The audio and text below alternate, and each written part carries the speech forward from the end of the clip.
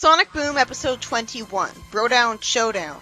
We start out in Amy's straw hut house where she cleans her hammer, only to get a telegram, and she gets handed the most selfless award from a random turtle. Apparently, they still get hand-delivered mail and telegrams in a world with Eggman's robots in it.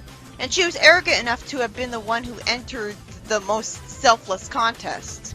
I really wish I was told how she won. I don't see any proof. I mean, sure, she fights robots, but she does it to have fun, too. She even forced Eggman to go back to being evil so Sonic would stop bothering her. So that's not selfless. There's no sacrifice in her heroism. It's not like she got hurt after the last time she fought Eggman, and so it was considered selfless. Amy somehow agrees to leave the irresponsible teenage heroes in charge of guarding her house, even though she found animals in her house last time they did that. And she says that they'll fear her wrath if they mess up. Knuckles drops some nacho cheese, and he and Knuckles panic over trying to get rid of the stain on the sofa, which leads to them trying to get it outside because they somehow think being out in the sun will get rid of the stain. Why can't they just look up how to get rid of the stain on Google?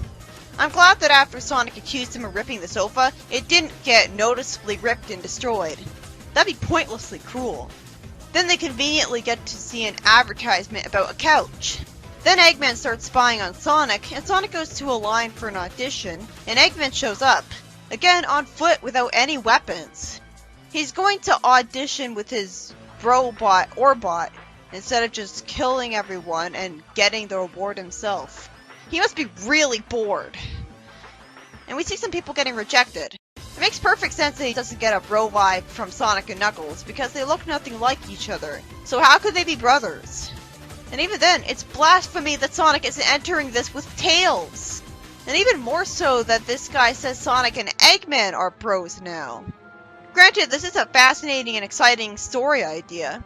I want to see what a terrible teammate Eggman will be. And I understand that the writer thought it would be too cliche and obvious to have Sonic and Tails enter the contest. But logically, Eggman would just attack this place with missiles, not try to legitimately win a contest. The host doesn't look terrified of Eggman, so it's not like he's only letting him join the contest because he doesn't want him to blow up his building or kill him or kidnap him. It'd be better if Eggman threatened him into it. This is another reason why AOSCH is... I mean, at least in that show, when Eggman wanted to be on a TV show, he had to outright threaten the host's niece into it. If it was Sonic Boom, he would just be allowed to go into it, no problem. But yeah, it's inexcusable that we're not told why Sonic passed up Tails. There are a lot of moments in the show that show his big brotherly instincts towards Tails, but apparently that means nothing. After I wonder how Dave and Lady Walrus got in the competition when she's not a man, Eggman correctly answers a question about Sonic, and he says he's gotta know his enemy. I mean, he does spy on him, so it makes sense, and tries to be affectionate with Sonic, just for Sonic to be mean to him and make him say ow. It was interesting to see him try to ruffle Sonic's hair. I couldn't pay attention to what was being said until the contestants started fighting. Knuckles had a wonderful line where he answered that the thing a bro would never do to his friend is totally ditch him for his arch nemesis. It's not his fault that he had to do that to enter. I'm glad Knuckles did say he's red. Sonic correctly predicts what Eggman would do without him, and it was amusing to see them hug for once. It's out of character for them both, but in a kind of sweet and refreshing way. The same reason I always liked seeing pictures of Eggman being nice to Sonic and Tails. I've seen so much of the Sonic franchise at this point. It makes me want refreshing and different things from it even more than ever. At this point, I'm so done with pure evil Eggman. Anyways, a giant robot threatens people here, and Eggman laughs evilly and says that if Sonic fights the robot, he'll be disqualified. So he has to let the town get destroyed. And this was all part of his plan. Awesome! He had a clever plan.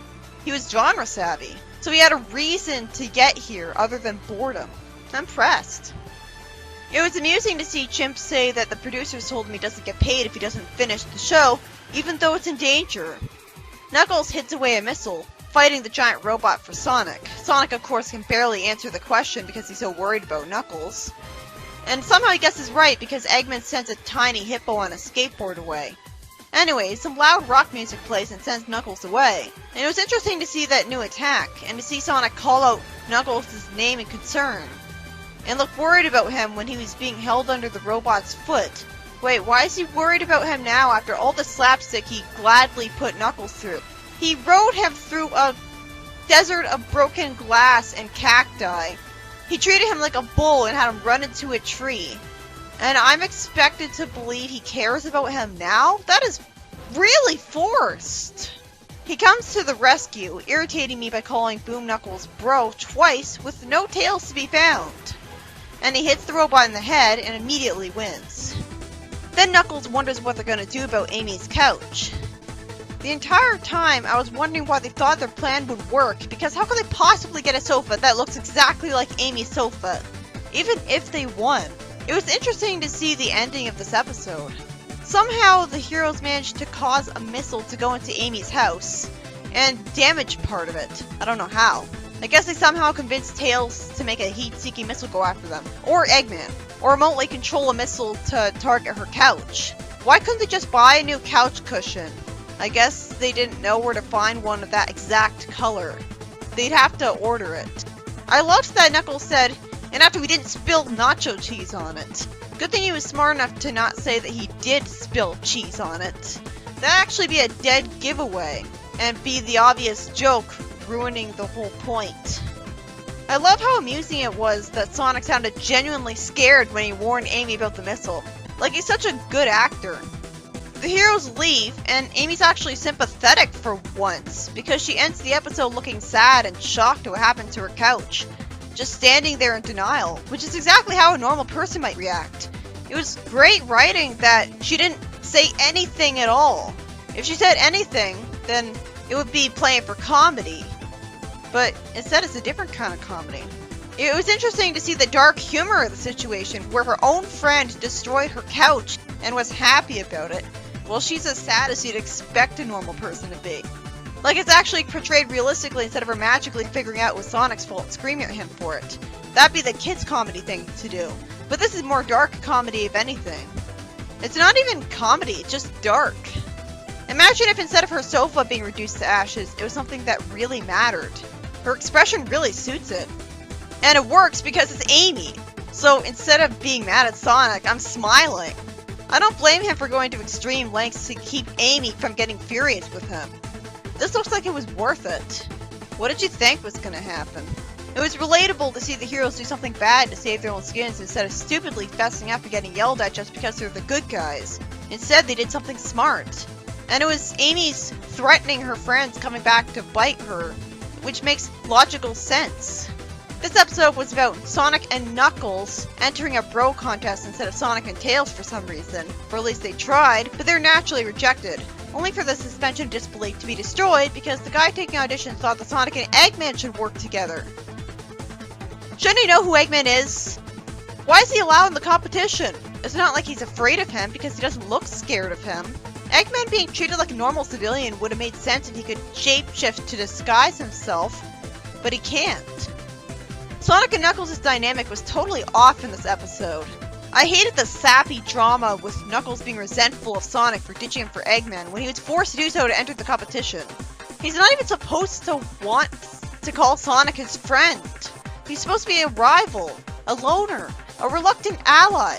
What's the point of calling him Knuckles if he's nothing like him? And unlike Archie Knuckles, his differences can't even be considered improvements to be worth it, like he's being more educated. This guy probably never went to school. So how does Sonic see him as his bro?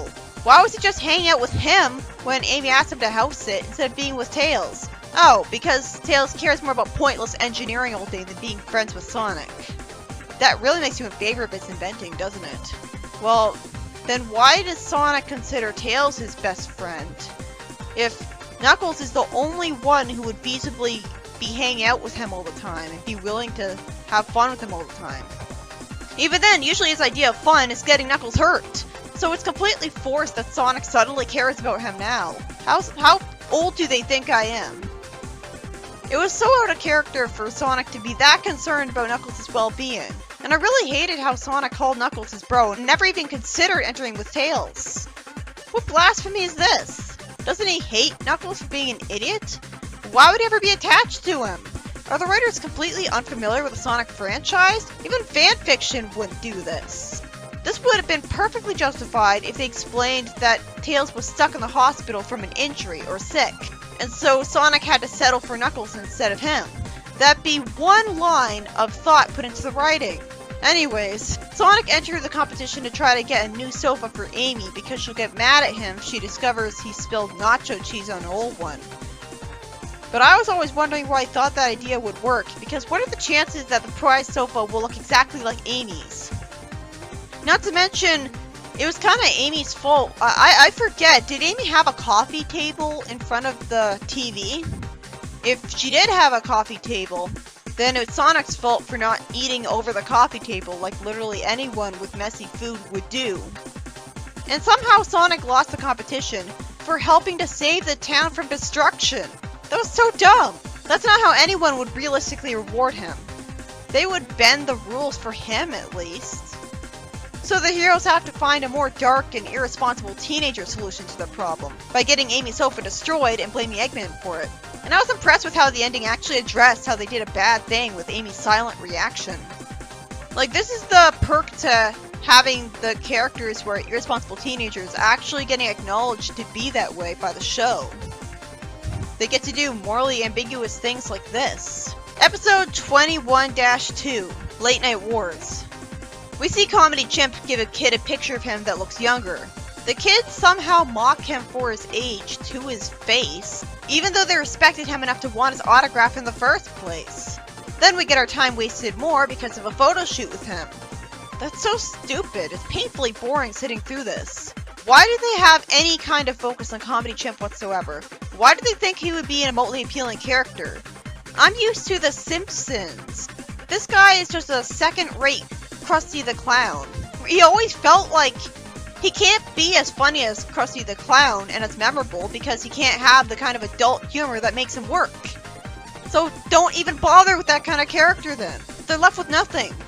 Like, why are the heroes even here? I don't buy for a second that they would be a fan of this guy. And Knuckles at least amuses me by wearing a metal bucket as a hat, even if that's forced too. The photo shooter is amazed by him because he's easily amused in a never-ending sea of despair. Amy sees him on the newspaper later and says he's famous, as if he wasn't before from fighting Eggman. I thought these guys were celebrities. Instead, only this is how he becomes famous. And he's happy to be seen as the trash can man. Somehow. So he keeps wearing it. I can kinda understand thinking the hat is cool because it's made of metal, so it would make a good helmet.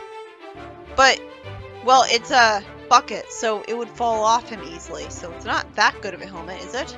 I have to wonder why it doesn't fall off its head, because it's not sunk that deeply on around its head. And it's so tall. Why doesn't it just slide off? It looks silly. But somehow everyone thinks he's cool, instead of it being revealed that they're just celebrating him ironically to make fun of him, and him being hurt by it later. And our time is wasted with Knuckles being treated like he's cool with cool music playing. It really feels like a waste of time because no one's talking during it, and that's always boring. When they have voiceless montages like this, it kind of... Are they just doing this because it would cost less? Because they get to have less dialogue in the script to voice act? I don't think any other Sonic show did this, let alone this frequently. Then Comedy Chimp is mistaken for someone blackmailing him because he took bad pictures of himself. And after a sarcastic word of encouragement, I could have sworn I heard him saying shit when he tells someone that he's been doing the same old shit for 20 years. It was odd how naturally the word shit would have fit into that situation, because he is an adult and a professional comedian. But I'm sure that somehow wasn't intended to be heard, just because this is a Sonic cartoon, when The Simpsons had a focus on a village of incompetent villagers too, and I'd swear it's just fine, and appeals to children just fine. I watched that show when I was a kid. Like, it's so unfair just because the characters look like talking animal people. Anyways, after padding, Comedy Chimp plans to invite Knuckles to his talk show for some reason I missed because I was so bored with the episode that nothing really sunk in for me. Knuckles is told to read jokes from the sign and somehow doesn't get the point of it. It was amusing that he got distracted telling Sonic that the mayor's in the news again, and he's yelled at, "You didn't finish the joke!" Then he tells Sonic that he's just jealous of him for being famous. And Sonic uncharacteristically doesn't want Knuckles to embarrass himself. Well, that was considerate of him. But isn't Boom Sonic a jerk who gets him hurt? They don't know what to do with this character. At least Fleetway knew what they wanted to do with Sonic. This just makes the times Boom Sonic is a jerk more annoying. I mean, even Fleetway Sonic didn't actively hurt his friends just for fun. But that's the only way that he's worse than Fleetway Sonic. So most of the time he's a lot more tame than him. Like, he could be great because he's sarcastic, and I relate to that, and that's what makes Sonic great, but he's so weak compared to Fleetway Sonic that it's just boring. After Knuckles painfully fails at jokes, he's the victim of slapstick and is called the master of slapstick tomfoolery. The minute I saw Comedy Chimp walking around alone, I immediately predicted that Knuckles would replace him. So I was really bored that it was padding out the revelation. He couldn't unlock his own door and got kicked out in favor of Knuckles. Because apparently he wasn't told that ahead of time. It's impossible to believe that other people would start wearing trash can hats. Then Chimp convinces Eggman to sponsor a robot attack, saying he'll be the show's sponsor from now on. I guess he's just desperate to get his job back, but wouldn't this obviously just be bad PR for Chimp? Huge celebrity scandals happen because people find out they do bad things. It wouldn't stay a secret. Anyways, the heroes' house gets attacked, causing them to leave it, and Eggman bursts into the building Knuckles is being a host in. The heroes destroy Badniks, and the interesting part was when Tails caught a missile and threw it back at a robot. Why would that missile move so slowly that he could do that? And it was nice to see that Boomerang actually do something useful for once, but I refuse to believe a mere Boomerang can make robots explode. She must be throwing it at super strength. Also, why didn't that missile blow up before Tails could throw it back? Knuckles joins in fighting robots, and randomly learns that he shouldn't get carried away by his ego. Why would he learn that lesson from this? Since when does he learn lessons? Why would he even have an ego in the first place? He has nothing aside from his strength to be proud of. Well, it did make sense that a trash can got stuck on Eggman's head, kinda, a little. Why couldn't he just take it off again? Was there glue on it? I didn't see anyone glue it. I guess Sonic could have glued it at super speed without us seeing. And the story ends with Comedy Chimp getting his job back really easily with no consequences. And then all of a sudden he gets a bomb delivered to him. And the story ends with it exploding. Logically, he should be killed off. And I wouldn't miss him. But then again, considering that Eggman was too much of a softie to make exploding coconuts that hurt people in the slightest bit, I guess this was just another pointless exploding soot bomb. How was it Comedy Chimp who got a bomb delivered to him and not Eggman? You'd think Eggman would get that weight earlier than him. I guess he has metal detectors around his base so that they automatically detect a bomb before it got to him. Otherwise he'd be dead by now. This episode was painfully boring. At least it was nice that Knuckles was getting treated well for a change, even if it was because of a totally forced reason. I get the photo shooter appreciating how easily amused he is, but no one would find wearing a trash can on your head a cool fashion trend. And how does such a tall hat not topple over? Why wouldn't he be just too ashamed to wear it in the first place since he gets made fun of enough? He was probably trying to be a comedian again and intentionally amuse people. Otherwise he'd be too self-conscious.